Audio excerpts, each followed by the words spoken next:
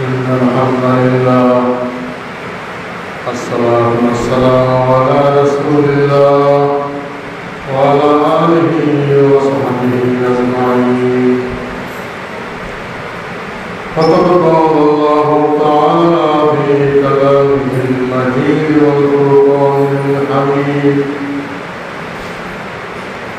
إن الله وملائكته يصلون على النبي يا أيها الذين آمنوا صلوا عليه وسلموا تسليما. اللهم صل على سيدنا مولانا محمد وعلى آل سيدنا شفيعنا محمد. اللهم صل على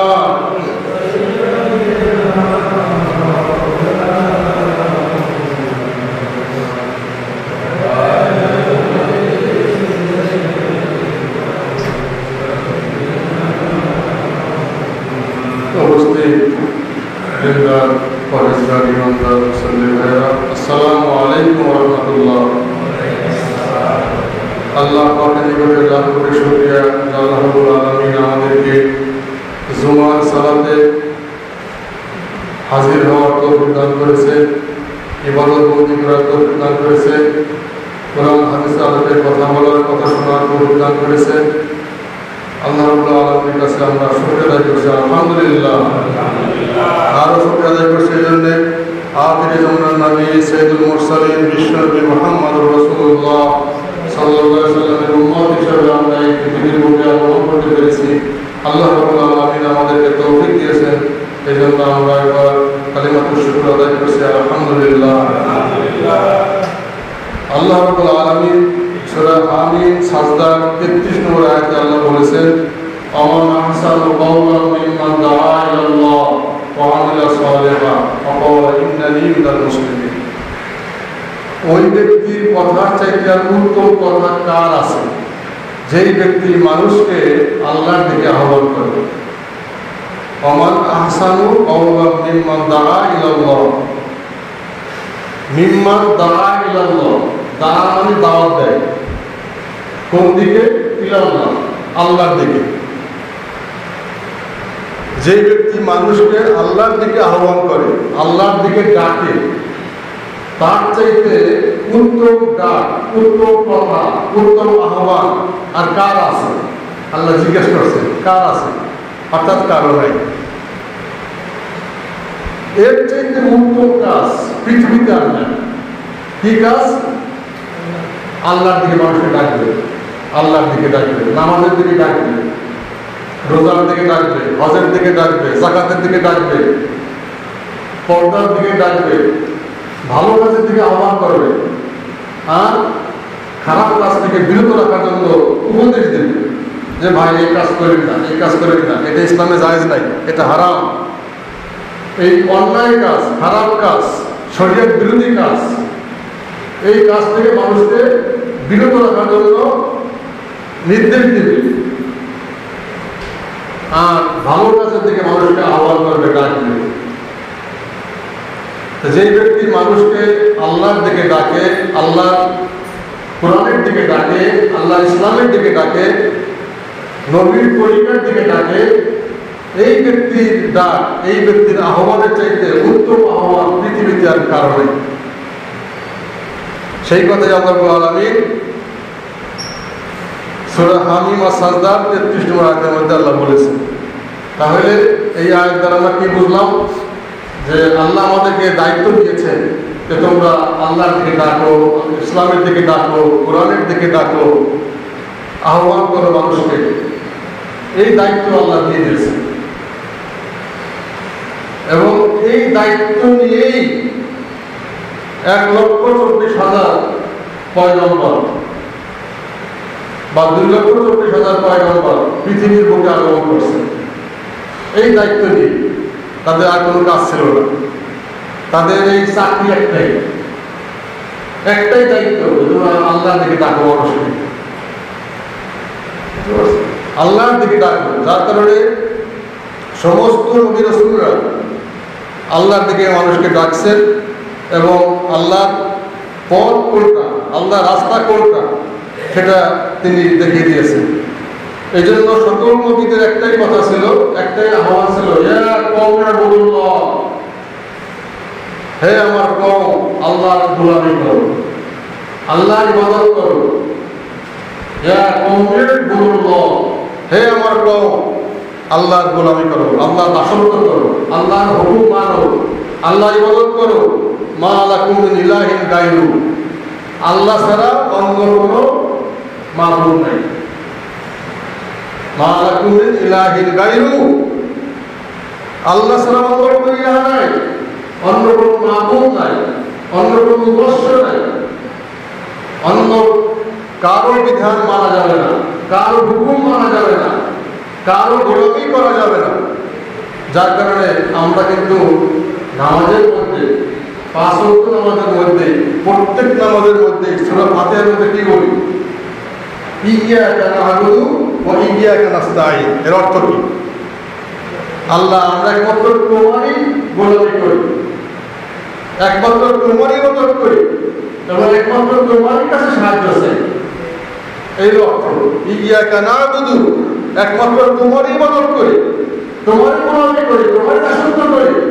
ওয়া ইয়্যাকা নাস্তাঈন, এবং একমাত্র তোমার কাছে সাহায্য চাই, অন্য কারোর কাছে সাহায্য চাই না। এই কথা আমরা প্রত্যেক নামাজে সূরা ফাতিহার মধ্যে আমরা এই কথা বলতেছি।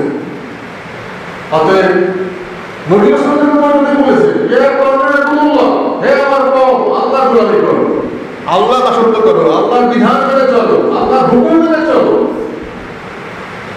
মা লাকুম মিন ইলাহিন গায়রু, আল্লাহ ছাড়া অন্য কোনো গায়রুল্লাহ নাই, আল্লাহ ছাড়া অন্য কোনো ইবাদত করা কেউ নাই, উপাস্য করা কেউ নাই। সকল নবী রাসূলদের এই একটি কথা ছিল, একটি আহ্বান ছিল। কিন্তু কাফের মুশরিকরা নবী রাসূলদের কথা মানে নাই। তারা আল্লাহর গোলামি না করে গায়রুল্লাহর গোলামি করছে, আল্লাহর গোলামি না করে তারা মূর্তির গোলামি করছে, আল্লাহর গোলামি না করে মানুষের গোলামি করছে, আল্লাহর গোলামি না করে শয়তানের গোলামি করছে। গোলামি দুই প্রকার। যে ব্যক্তি আল্লাহর হুকুম মেনে চলে সে আল্লাহর গোলাম। গোলাম এটা উর্দুতে বলে বান্দা, বান্দা, বুঝতে পারছেন? আর আরবি বলে আব্দুল, আব্দুল, আব্দুল্লাহ অর্থ কি? আল্লাহর গোলাম। আব্দুল্লাহ মানে আল্লাহর গোলাম।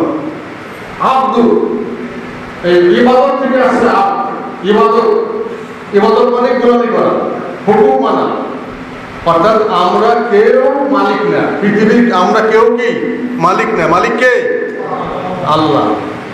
আসমানের মালিক আল্লাহ, জমিনের মালিক আল্লাহ, পৃথিবীর সমস্ত যা কিছু দেখে সবকিছু মালিক আল্লাহ।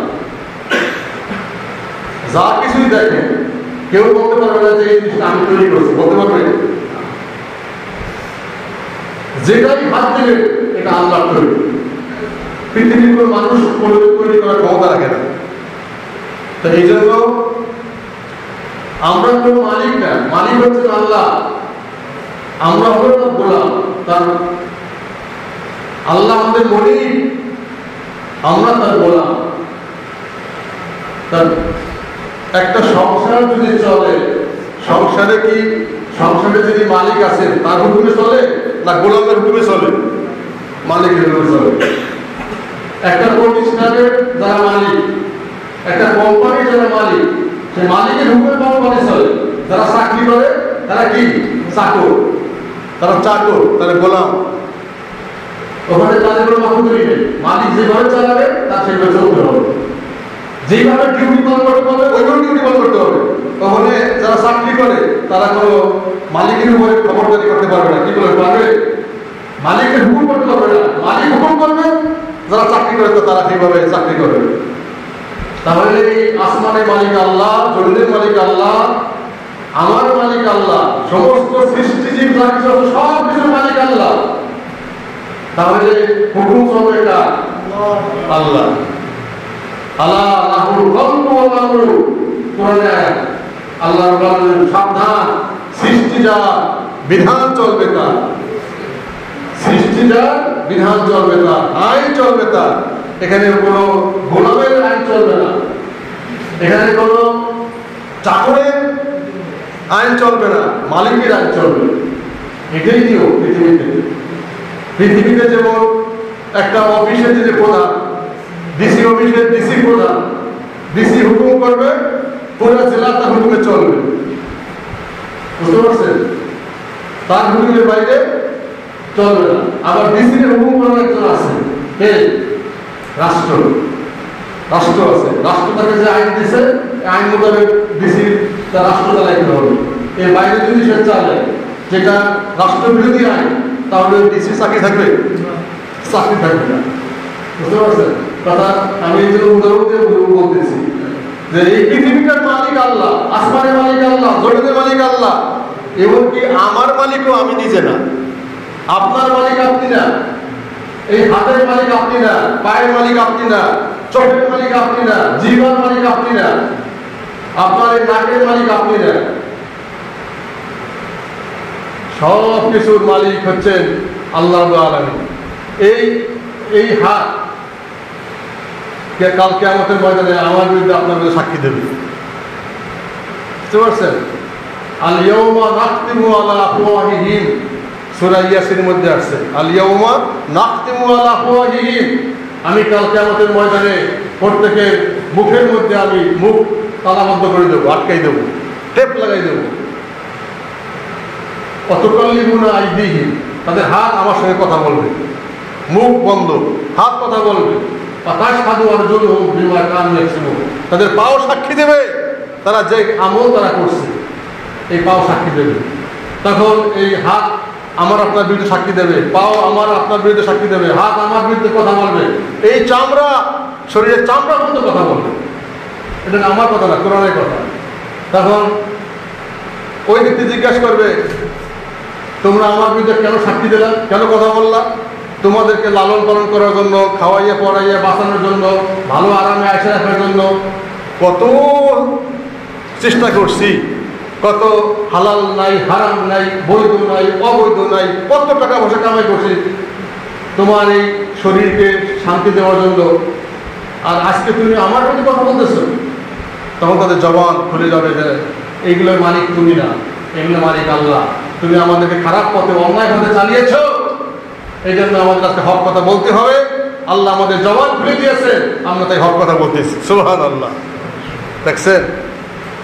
অতএব ভাই আমার, আপনার এই চোখের উপর আপনার কোনো নিয়ন্ত্রণ নাই, আছে? আজকে যদি চোখ যদি আপনার উপরে ছানি পড়ে যায়, আপনি ঠেকাইতে পারবেন? চোখে দেখা যখন যারা একটু মুরব্বী, বয়স বাড়ে, চোখে কম দেখে, কি আপনি ঠেকাইতে পারছেন? পারেন নাই। তার চোখের উপর আপনার নিয়ন্ত্রণ নেই। অনেকে কানে কম শোনে, কি ঠেকাইতে পারছে? কানে কম শোনা। শরীরে হাত পায়ে বল বুদ্ধি নাই। আগে যেমন যুবক বয়সে ফুটবল খেলতো, কারণ বৃদ্ধ বয়সে একটু জোরে হাঁটতেও পারে না। কি নিয়ন্ত্রণ আছে? এই শরীরের উপর নিয়ন্ত্রণ আছে? নাই। তাহলে বোঝা যায় আপনার হাত, আপনার পা, আপনার চোখ, আপনার কান আপনার কথা শোনে না। কার কথা শোনে? মালিকের কথা শোনে। মালিকের কথা শোনে, আল্লাহর কথা শোনে। কারণ ওই মালিক নির্ধারণ করে দিয়েছেন কে কখন চোখে কম দেখবে, কে কখন কানে কম শুনবে, কার হাত পায়ে বল কখন কমে যাবে, মালিক নির্ধারণ করে দিয়েছে। এককালে আপনারা যুবক ছিলেন, শিশু ছিলেন, কিশোর ছিলেন, যুবক ছিলেন, এখন বুড়ো হয়ে গেছেন অনেকে। তাহলে এটাকে আর ঠেকাইতে পারছেন? বুড়ো হওয়াটা ঠেকাইতে পারবেন কোনোদিন? পৃথিবীর যত টাকা পয়সা আছে আপনাকে আমেরিকার প্রেসিডেন্ট বানাই দেওয়া হবে, পারবেন ঠেকাইতে? আপনাকে গোটা পৃথিবীর প্রেসিডেন্ট বানাই দেওয়া হবে, পারবেন ঠেকাইতে? যে আমার এই যে চোখে কম দেখা, কানে কম শোনা, বল বুদ্ধি কমে যাওয়া, রোগ গুলো যাতে আমার শরীরে ঢুকতে না পারে তার প্রতিরোধ করা, এই শক্তি কি আপনার আছে? পৃথিবীর সমস্ত পরাশক্তি মিলেও ঠেকাইতে পারবে না। এরপরে যখন আপনার বয়স বেড়ে যাবে বা আপনার সময় কাছে যাবে, যখন আপনার মৌত চলে আসবে, আপনার নির্ধারণ করা আছে, আপনি কখন মারা যাবেন, সময় নির্ধারণ করা আছে। সময় চলে আসলে এই গোটা পৃথিবীর যত শক্তি আছে সমস্ত পরাশক্তি মিলেও আপনার মৃত্যু ফেলাতে পারবে না, কেউ পারবে না। তাই মতন আমার আপনার মৃত্যু হয়ে যাবে। তা ভাই আমার, এই জন্যই এই যেহেতু গোটা পৃথিবীটা চলতেছে আল্লাহর হুকুমে, আমাদের বিষয়ে আল্লাহ বিধান মেনে চলতে হবে। আল্লাহ রাব্বুল আলামিন এই জন্য বলেন, উদউ ইলা সাবিলি রাব্বিকা, উদউ ইলা সাবিলি রাব্বিকা বিল হিকমাতি ওয়াল মাউইজাতিল হাসানা।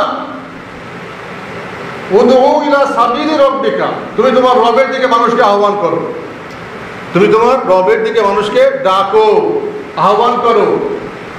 বিল হিকমাতে, হিকমতের সাথে। হিকমত মানে কি? হিকমত মানে প্রজ্ঞা, হিকমত মানে পাণ্ডিত্য, হিকমত মানে কৌশল। বিভিন্ন কৌশলে আপনি মানুষকে ডাকেন, আল্লাহর দিকে ডাকেন। ওয়াল মাউইজাতুল হাসানা, মাউইজা মানে ওয়াজ। এই যে আমি এখন ওয়াজ করতেছি না, এইটাই মাউইজা। মাউইজা মানে ওয়াজ। ওয়াজ মানে কি? উপদেশ, উপদেশ। হাসানা মানে উত্তম, মাউইজাতুল হাসানা, উত্তম উপদেশের দ্বারা তুমি মানুষকে হিকমতের সাথে আল্লাহর দিকে ডাকো। এ কথা কে বলছেন? আল্লাহ, স্বয়ং আল্লাহ বলছেন যে মানুষকে ডাকো। তিনি সমস্ত নবী রাসূলদেরকে এই দায়িত্ব দিয়েছেন, নবী রাসূলরা এই দায়িত্ব পালন করেছেন। তিনি গোটা পৃথিবীর সমস্ত আপনার আল্লাহর বান্দাকে এই দায়িত্ব দিয়েছেন, যারা মুমিন বান্দা। এই মুমিন বান্দাদেরকে এই দায়িত্ব পালন করা ফরজ। রাসূলদের উপর ফরজ ছিল, সকল মুমিনের উপরে দায়িত্ব পালন করা ফরজ। এই কথা শুধু আপনি বলতে পারবেন না যে মানুষকে আল্লাহর পথে ডাকবে শুধু আলেমরা, ডাকবে শুধু ইমাম সাহেব, ডাকবে শুধু পীর সাহেব, ডাকবে শুধু বক্তা, আলেমরা। আমরা তো আমার দায়িত্ব না, না, এই দায়িত্ব সকল ব্যক্তির উপর ফরজ, ফরজে আইন। যেই আল্লাহ সমাজে, যেই রাষ্ট্রে আল্লাহর বিধান কায়েম নাই, আল্লাহ কোরআনের যে আইন আছে, যে আইন কায়েম নাই, প্রতিষ্ঠিত নাই, যে সমাজে, যে রাষ্ট্রে, ওই সমাজের প্রত্যেক মুসলমানের উপরে এই দায়িত্ব পালন করা ফরজে আইন। কথা ক্লিয়ার করে বোঝেন। ফরজে আইন, নামাজ পড়া যেমন ফরজে আইন, রোজা রাখা ফরজে আইন, যাকাত দেওয়া ফরজে আইন, এই মানুষকে আল্লাহর দিকে ডাকা ফরজে আইন। যেই রাষ্ট্রে আল্লাহর বিধান কায়েম আছে, আল্লাহ কোরআনের বিধান মোতাবেক যে রাষ্ট্র পরিচালিত হয়, ওই রাষ্ট্রের যারা দায়িত্বে আছে, সংশ্লিষ্ট কর্মকর্তা যারা, বা রাষ্ট্রপ্রধান, মন্ত্রী পরিষদ, এমপি যারা আছে, রাষ্ট্রীয় দায়িত্বে যারা আছে, তাদের উপরে এটা ফরজ আইন। আর সাধারণ জনগণের উপরে ফরজে কিফায়া। কথা ক্লিয়ার? তখন ওই রাষ্ট্রের সাধারণ জনগণ যারা, তাদের উপরে ফরজে কিফায়া। ফরজে কিফায়া কাকে বলে? যে একজন দায়িত্ব পালন করলে বা একটা দল দায়িত্ব পালন করলে সবার পক্ষ থেকে দায়িত্ব পালন হয়ে যাবে। বুঝতে পারছেন? যেমন আপনার ইতিকাফ, ওই মসজিদে যদি কেউ ইতিকাফে থাকে, এলাকার পক্ষ থেকে দায়িত্ব পালন হয়ে গেল, ওই ফরজটা দায়িত্ব পালন হয়ে গেল। যদি কেউ না থাকে তাহলে সবাই গুনাহগার হবে। ফরজে আইন হলো সকলের জন্য ফরজ, যেমন নামাজ ফরজ। আর ফরজে কিফায়া হলো একটা গ্রুপ করলে সকলের উপরে দায়িত্ব পালন করা হয়ে গেল। তাহলে যেই সমাজে আল্লাহর বিধান মোতাবেক যে সমাজ চলে না, যে রাষ্ট্র চলে না, ওই রাষ্ট্রের সকল নাগরিকের উপরে, সকল মুসলিমের উপরে এই আল্লাহর দিকে মানুষকে ডাকা, আল্লাহর বিধানের দিকে ডাকা ফরজে আইন। আর যেই সমাজে রাষ্ট্র কোরআন অনুযায়ী চলে, ওই সমাজে ফরজে কিফায়া। যেহেতু আমাদের বাংলাদেশ এখনো পরিপূর্ণভাবে কোরআনের বিধান মোতাবেক রাষ্ট্র চলে না, অতএব আমাদের প্রত্যেকের উপরে এই দায়িত্ব ফরজ। যদি আপনি দায়িত্ব পালন না করেন, কাল কিয়ামতের ময়দানে আসামির কাঠগড়ে আপনাকে দাঁড়াইতে হবে। যে তোমার ঘরের পাশে একজন নামাজ পড়তো না, তুমি নামাজে দাওয়াত দিয়েছো? বলে আল্লাহ দেই নেই। তোমার পরিবারে তোমার স্ত্রী নামাজ পড়তো না, তোমার ছেলে মেয়ে নামাজ পড়তো না, দাওয়াত দিয়েছো? না, আল্লাহ দেই নেই। তোমার পাড়ায় অনেক বেনামাজি ছিল, দায়িত্ব তুমি নামাজের আহ্বান করেছো? না, আল্লাহ করিনি। তোমার সমাজে মদ চলতো, মাদক দ্রব্য চলতো, তুমি চেয়ে দেখছো, বাধা দাও নাই। তুমি তাদেরকে সৎ উপদেশ দাও নাই, ওই পথকে ফিরে আনার চেষ্টা করো নাই, তুমি ওই আসামি। তোমার সমাজে গান বাজনা চলতো, তুমি শুনছো, তোমার ঘরের পাশে গান বাজনা চলে, তুমি বাধা দেওয়া নাই, তুমি উপদেশ দেওয়া নাই, তুমি আহ্বান করো নাই, ফিরে আসার চেষ্টা করো নাই, তুমি আসামি। এইভাবে যত অন্যায় কাজ আছে, অপকর্ম আছে, সমাজে চলছে, জেনা ব্যভিচার চলছে, তুমি বাধা দাও নাই। সমাজে জুয়া চলছে, তুমি বাধা দাও নাই, অতএব তুমিও আসামি।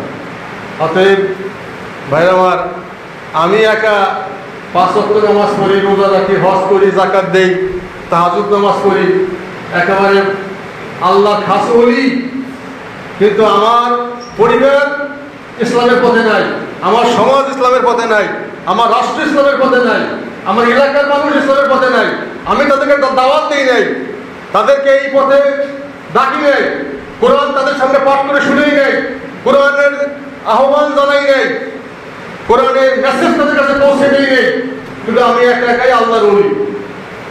এই আল্লাহর ওলি জান্নাতে যাওয়ার কোনো সুযোগ নাই। তার একটা প্রমাণ দেই, সহিহ হাদিস। আল্লাহ রাব্বুল আলামিন জিবরাইল আলাইহিস সালামকে একবার পাঠাইলেন একটা এলাকায় ধ্বংস করার জন্য, যে ওই এলাকাটা তুমি উল্টে দিয়ে আসো। যেমন লূত আলাইহিস সালামের কম কে আল্লাহ জিবরাইল আলাইহিস সালাম তার জমিনটা একেবারে তার পাখা নিচ দিয়ে ঢুকে দিয়ে পুরো জমিনটা আসমানে উঠাই নিয়ে একেবারে উল্টে দিয়েছে, রুটির মতো রুটি যেটা উল্টে দেয় ওইভাবে উল্টে দিয়েছে। সেখানে আজকে ডেড সি, মৃত সাগর, সেখানে জমিন এত, ওই পানির নিচে এত গভীর যে ওই পানির নিচে কোনো ই নাই, কোনো প্রাণী নাই, কোনো মাছ নাই, কোনো প্রাণী নাই পানির নিচে। একটা গজব এলাকা, এবং ওই পানির পরে কেউ নামলে সে ডুবতে পারে না, ভাসে থাকে, সারাদিন থাকবে, সাঁতার জানে না, কিন্তু সে ডুববে না, একদম ভাসে থাকবে। ওই এলাকাটা আল্লাহ গজবপ্রাপ্ত এলাকা। জিবরাইল আলাইহিস সালামকে পাঠাইছে যে যাও ওই এলাকা তুমি ধ্বংস করে দিয়ে আসো। এখন জিবরাইল আলাইহিস সালাম ধ্বংস করতে এসে দেখে একজন আল্লাহর ওলি রাত দিন 24 ঘন্টা মসজিদে বসে আল্লাহ আরাধনা করতেছে, জিকির আজকার করতেছে, নামাজ পড়তেছে, আল্লাহর বন্দেগী করতেছে। একটা সেকেন্ড সে আল্লাহর হুকুমের বাইরে চলে না, একটা হুকুম সে জিকির আজকার ছাড়া সে চলে না। 24 ঘন্টা আল্লাহ জিকিরে মশগুল আছে, তাসবিহ তাহলিলে মশগুল আছে, আল্লাহর খাস ওলি। কিন্তু সে নিজে নিজেই শুধু আল্লাহর ওলি হয়েছে, তার সমাজে সমকামী হয়েছে, পুরুষে পুরুষে জেনা করছে, যে বাধা দেয় নাই। সমাজে ব্যভিচার হয়েছে, বাধা দেয় নাই। মদ খাইছে, বাধা দেয় নাই। গান বাজনা করছে, বাধা দেয় নাই। মানুষ আল্লাহর পথে আসে নাই, আহ্বান করে নাই। এই ব্যক্তি ব্যাপারে জিবরাইল আলাইহিস সালাম জিজ্ঞেস করবে, আল্লাহ তোমার এমন একজন ওলি, এমন একজন আল্লাহর গোলাম, তোমার গোলাম এখানে আছে যে 24 ঘন্টা তোমার গোলামি করে, তোমার তাসবিহ তাহলিল করে, তোমার ইবাদত বন্দেগী করে, এখন এই লোকটাকে কি করে? এখন তো এই জন্য উল্টে দিলে ও তো মরে যাবে। সহিহ হাদিস, আল্লাহ রাসূল বলেছেন, আল্লাহ তখন জিবরাইলকে অর্ডার করছেন, ওরে আগে ধ্বংস কর, ওরে সহ ধ্বংস কর। এই কথার মানে কি? এই হাদিস দ্বারা এটাই শিক্ষণীয় যে একা একা আমি আল্লাহর ওলি হইয়া জান্নাতুল ফিরদাউসে চলে যাব, সেই সুযোগ নাই। যেহেতু 2,24,000 পয়গম্বর এই আল্লাহর পথে মানুষকে ডাকতে গিয়েই তারা নির্যাতনের শিকার হয়েছে। যখনই বলছি ইয়া কওমি ইবুদুল্লাহ, হে আমার কওম আল্লাহর গোলামি করো, দুনিয়ার কারো গোলামি করো না, দুনিয়ার কারো হুকুম মানো না, কারো বিধান মেনো না। মা লাকুম মিন ইলাহিন গায়রু, আল্লাহ ছাড়া কোনো গায়রুল্লাহ নাই, আল্লাহ ছাড়া অন্য কোনো ইলাহ নাই, কোনো মাবুদ নাই, বিধানদাতা নাই, রেজেন্টদাতা নাই, হুকুমদাতা নাই। এই কথা যখনই বলেছে ওই নবীর উপরে, ওই রাসূলের উপরে ওই কুফরি শক্তি, ওই তাগুতি শক্তি আক্রমণ চালিয়েছে। হাজার হাজার নবী রাসূলদেরকে হত্যা করা হয়েছে শুধু একটা কারণ, তাদের অপরাধ একটাই, তারা আল্লাহ দিকে মানুষকে ডাকছে। আল্লাহ হুকুম যে মানুষকে আল্লাহ দিকে ডাকো, এই আল্লাহর দিকে ডাকার কারণে তাদের উপর অত্যাচার, নির্যাতনের স্টিমগুলো চালানো হয়েছে। আমাদের নবী বিশ্বনবী মুহাম্মদ রাসূলুল্লাহ সাল্লাল্লাহু আলাইহি সাল্লামের মতো একজন পুত পবিত্র মানুষ, যার গায়ে একটা মশামাছি পড়তো না, যিনি কাউকে জীবনের একটা ধমক দিয়ে কথা বলেন নাই, এটা তার চাকর যে ছিল, সে চাকরকেও একটা ধমক দিয়ে কথা বলে না, তুমি এই কাজ কেন করছো, তুমি এই কাজ কেন করছো, ধমক দিয়ে কথা বলেন। এমন আদর্শবাদী মানুষ যিনি ছিলেন দয়ার সাগর, তাকেও কাফের মুশরিকরা আল্লাহর পথে ডাকার কারণে তার নামাজ পড়তে গেছে, নারী বুড়ি চাপাই দিয়েছে উপরে। উহুদের ময়দানে পাথর মেরে দাম দাম মরণ শহীদ করেছে, তাইফের ময়দানে পাথর মেরে রক্তাক্ত করেছে, আল্লাহ রাসূল বেহুশ হয়ে গেছে। 3 বছর পর্যন্ত আপনার শিহাবে আবু তালেবে বন্দী করে রাখা হয়েছে, এক ফোঁটা পানি খেতে দেওয়া হয় নাই। সাহাবায়ে কেরামরা গাছের ছাল খেয়েছে, ওই গাছের পাতা খেয়ে তারা জীবন ধারণ করেছে। অপরাধ একটাই, আল্লাহর পথে মানুষকে ডাকছে। ভাইরা আমার, এই নবী রাসূলরাই দায়িত্ব পালন করেছেন। আমাদের রাসূল মুহাম্মদ রাসূলুল্লাহ সাল্লাল্লাহু আলাইহি ওয়াসাল্লাম বলেছেন, বাল্লিগু আন্নী ওয়া আলা আয়া, আমার পক্ষ থেকে একটি বাক্য হলো মানুষের কাছে পৌঁছে দাও। আমি যদি কোরআন তাফসীর শিখে থাকি, কোরআনের অর্থ জেনে থাকি, কোরআনের মেসেজ পেয়ে থাকি, আমার দায়িত্ব সবাইকে এই মেসেজ পৌঁছে দেওয়া। আমি যদি না দেই, কাল কিয়ামতের ময়দানে আমাকেও আল্লাহর আসামি কাঠগড়ায় দাঁড়াইতে হবে, সে আমি যত বড়ই হুজুর হয়ে যাব। হযরত ইউনূস আলাইহিস সালাম আল্লাহ এত বছর দাওয়াত দিয়েছেন, কেউ তো দাওয়াত গ্রহণ করে না, অভিমান করে সে সমুদ্রে পানি দিয়ে চলে যাচ্ছে, তাকে এই দেশে থাকবই না। আল্লাহ রাসূল আল্লাহ বলেন, আল্লাহ তারপরে ক্ষিপ্ত হয়ে গেলেন, রাগান্বিত হইলেন, গুসা হইলেন, সমুদ্রের মধ্যে তাকে নিক্ষেপ করলেন, তাকে মাছের গিলে ফেলল এবং মাছের পেটের মধ্যে সে ছিল। হাদিসে আসছে, তুই যে লা ইলাহা ইল্লা আনতা সুবহানাকা ইন্নী কুনতু মিনাজ জালিমিন, হে আল্লাহ তুমি ছাড়া কোনো ইলাহ নাই, আমি জালেমদের অন্তর্ভুক্ত হয়ে গেছি, এই দোয়া পাঠ না করতো, হাদিসে আসছে কিয়ামত পর্যন্ত ইউনূস আলাইহিস সালামের মাছের পেটে থাকতো, কিয়ামত পর্যন্ত মাছের পেটে থাকতো। অপরাধ কি? সেই মানুষকে দাওয়াত না দিয়ে রাগ করে চলে যাচ্ছে, না এই এলাকায় থাকবো না, রাগ করা যাবে না। আমাদের দায়িত্ব দাওয়াত দেওয়া, দাওয়াত কবুল করার দায়িত্ব তার, হিদায়াতের মালিক আল্লাহ। দাওয়াত কবুল করলে আলহামদুলিল্লাহ, না করলেও আমি দায়িত্ব থেকে মুক্ত হয়ে গেলাম। এই জন্য ভাই আমার আজকের আলোচনার মূল মেসেজ হচ্ছে, আমরা শুধু আলেমরাই দাওয়াত দেবো তা না, আপনারা যারা আছেন সকলেই দাওয়াত দেবেন। প্রথম দাওয়াত দেবেন পরিবার, আপনার স্ত্রী, আপনার ছেলে মেয়ে, তাদেরকে আল্লাহর দ্বীনের মধ্যে আনতে হবে, দ্বীনের বিধান তাদের দিয়ে মানাইতে হবে। এরপরে আপনার প্রতিবেশী, আপনার আত্মীয় স্বজন, আপনার এলাকা, আপনার সমাজ, আপনার রাষ্ট্র, সকল জায়গায় ইসলামের হুকুম মোতাবেক, বিধান মোতাবেক চলে, তার জন্য ব্যবস্থা করা, তার জন্য চেষ্টা করা, তার জন্য সর্বোত্তম চেষ্টা করা আমার আপনার সকলের উপরে ফরজে আইন। আর এই কাজ করতে হবে একা একা না, সংঘবদ্ধভাবে করতে হবে। এটা আল্লাহর নির্দেশ, রাসূলের নির্দেশ। আল্লাহ রাব্বুল আলামিন যেন আমাদেরকে এই দায়িত্ব পালন করার তৌফিক দান করেন। আমিন। ওয়া আলাইকুম ওয়া রাহমাতুল্লাহ। আসসালামু আলাইকুম ওয়া রাহমাতুল্লাহ।